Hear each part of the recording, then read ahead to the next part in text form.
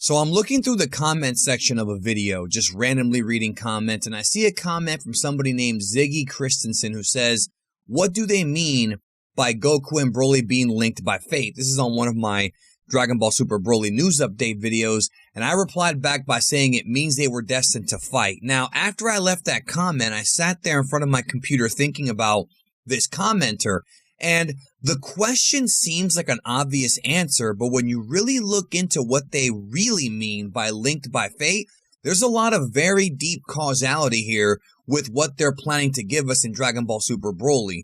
And the explanation of what that actually means is a lot deeper than just the one sentence that I wrote. So I think the time has come to really delve into the secret meaning behind Goku and Broly being linked by fate in Dragon Ball Super Broly, because to me, it's one of the more interesting aspects of the story that Toriyama is going to tell us. Let's talk about this next. If you're an anime fan, now is the time to sign up for Verve and try it out for free, as they just added High Five as a channel to their lineup where you can get tons and tons of new anime never before seen on Verve, dubbed and subbed from High Five, including shows like Akame ga Kill, Flip Flappers, Food Wars, tons of shows that have never been on Verve before, a part of their platform, High School of the Dead. I mean, you can see it right there on your screen, and they're always adding new stuff. So check out Verve. The link is in the description. Try it out for free right now. So one of the key aspects in the promotion of Dragon Ball Super Broly has been that Goku, Vegeta, and Broly are linked by some kind of fate. They are destined to do battle. And I want to get into really how deep this story goes and how Toriyama is using causality to tell this story. But I first want to kind of go back to the original promotional materials we got before Broly was revealed. We knew for months that this movie was going to be about the Saiyans, and I think a lot of people, including myself, assumed that when Toriyama was discussing the origin of the Saiyans, we all thought old stuff before the events of the demise of Planet Vegeta. I know a lot of folks were assuming that Yamoshi was going to be in this film. We were wondering if they were going to show us the Universe 7 Sadala, maybe the Safurian Saiyan War. You know, there's all kinds of theories that were being tossed around about the story of the movie, and then we found out it was Broly. So I think a lot of us misinterpreted what Toriyama was talking about. It's not that he was saying, or that they were saying, that the movie's about the origin of the Saiyan race necessarily. It's more so about the origin of Goku, Vegeta, and Broly, and how their destinies have become intertwined with each other. Now, what does this mean? Well, first and foremost, you have to take one thing into account, that we are going to be basing this on the Dragon Ball Minus series of events.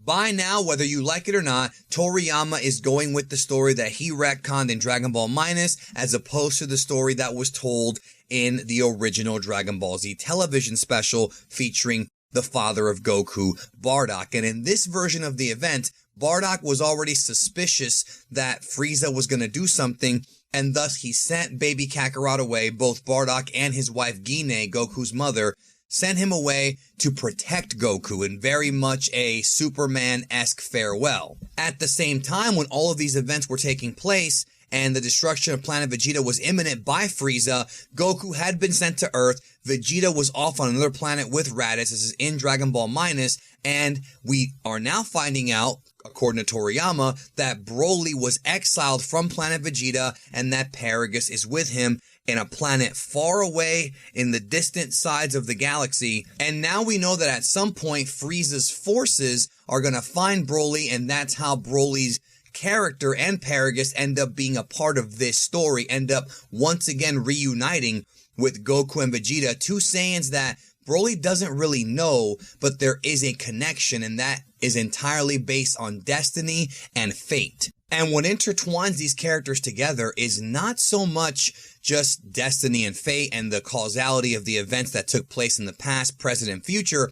It's the decisions that were made by Goku and also by Frieza himself. In fact, when you really delve deeply, Frieza is the main connecting piece between these three characters. If we look at the Dragon Ball Minus series of events, had Bardock never suspected that Frieza was going to do something shady, there is almost a guarantee that Goku would have perished with Planet Vegeta alongside other members of his race and never gone to Earth. Now, had Goku never come to Earth, he would have never saved the world and never become the main hero of Dragon Ball. That much is obvious, but that being said, had Goku not come to Earth, Raditz would have probably never investigated Earth trying to find his brother, and if it wasn't for the fight between Goku, Piccolo, and Raditz, Vegeta and Nappa would have never known about the Dragon Balls, which is what triggered them to come to Earth seeking immortality. Remember, we find out that the Saiyans had no idea about the Dragon Balls or about the importance of them and what they could do on Earth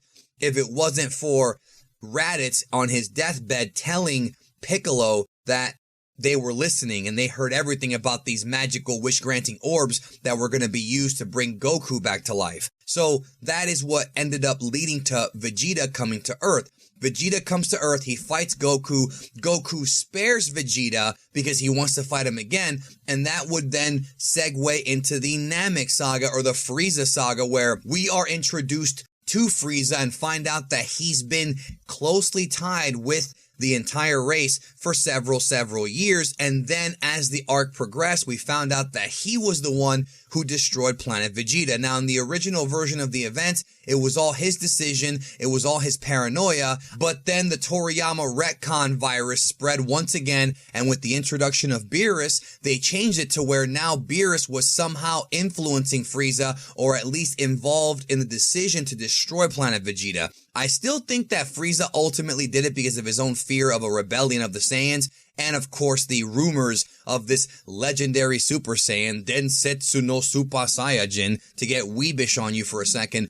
And I think Beerus may have approved of it. I don't think Beerus really cared that much either way, but nonetheless, it still is an event that happened, which wound up leading to Goku and Vegeta being two of the final survivors. Of course, there's other ones out there too, like Raditz and Nappa, who wound up dying anyways, and Tarble, well, let's not even talk about him because Lord knows where the heck he's been. I think Toriyama might have forgot about him too. Anyways, I digress. So, Goku ends up defeating Frieza, but he does not kill him. Goku thought he killed him, he didn't. Frieza comes back, and it winds up being the next generation, the grandson of King Vegeta, Trunks, from the future, that ultimately sends Frieza away forever, or so we thought, until he was brought back in Resurrection F. Even though I think it would have been a lot better if Vegeta would have been the one to finish off Frieza, the fact that it was Trunks who did it originally in Dragon Ball Z, the grandson of King Vegeta, the son of Vegeta, I think is still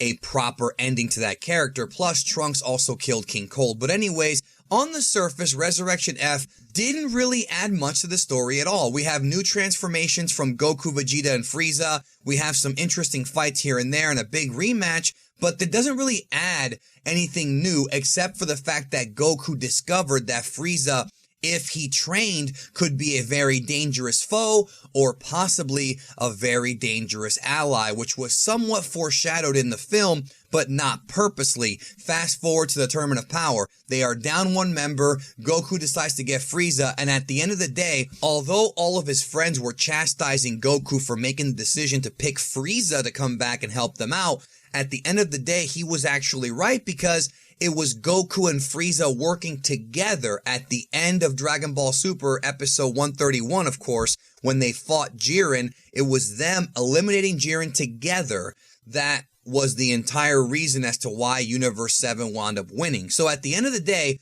even though bringing Frieza back was a bad decision, on the surface, it wound up being a good decision, and as a result of that, Whis brought Frieza back to life, and here we go. Now, where does this tie into Broly? Well, think about this one. Here's the cause and effect. Had Goku never brought Frieza back to life, it's possible Universe 7 would have never won that battle. It's possible Universe 11 would have been the victors. We don't know. We may never know. It's an interesting what if. That being said, Frieza coming back to life, which was ultimately a decision that Goku made in bargaining with Frieza, is the entire reason as to why Broly is even part of this story, because we now know, based on all the information we've gotten, that Frieza is the one who finds Broly in Paragus and thus brings him to Earth at some point in the film to do battle with Goku and Vegeta. So even though Goku may have had good intentions, he may have also unleashed the beast. He may have been the one to have been the indirect catalyst for Broly even being a threat to these guys. This is a recurring theme over and over again in Dragon Ball. Had Goku never come to Earth, Raditz and Vegeta may have never come to Earth either, or at least not when they did, maybe several years later. And if Goku had never beat the Red Ribbon Army, then the androids would never have been a thing, and Cell wouldn't have been a thing, and that's what also caused a lot of problems. Had Goku never come back to life in the Buu Saga, Vegeta wouldn't have become so obsessed with fighting him again that he allowed Babidi to take over his mind and thus give him that power boost he needed to fight Goku. And if they had never fought in the Buu Saga, Majin Buu would never have gotten enough energy to be released. So Goku very often is the cause of these problems. And even though he doesn't mean it, even though he means well, had Goku never made that deal with Frieza, Frieza would have never found Broly, they would have never come to Earth, and the events of this movie, that is, probably wouldn't have happened. So at the end of the day, Goku, Vegeta, and Broly are indeed linked by destiny. They were destined to fight. The events of Dragon Ball went the way they should have gone to lead to this battle. And that's always how Dragon Ball has been. There's always been causality and causation in the series. This is just another example of it. But at the end of the day, Frieza and Goku seem to be the two guys who are most responsible for Broly being unleashed to begin with. So with that being said, I will bring this video to a close. I really enjoyed making it. I love delving into topics like this, psychology with Dragon Ball, philosophy with Dragon Ball. It's my favorite thing to talk about, and I hope you enjoyed it too. Spread it out, and I'll talk to you soon.